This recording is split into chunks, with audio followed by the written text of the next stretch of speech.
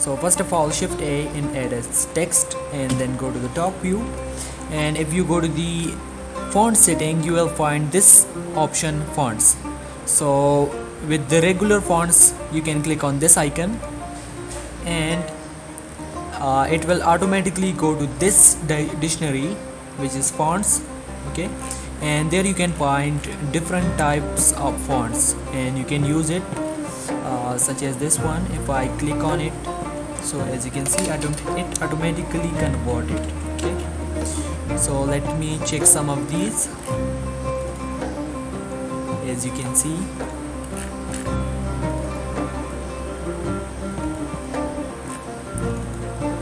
so this was a really quick tutorial about how you can add different types of fonts in Blender 2.8.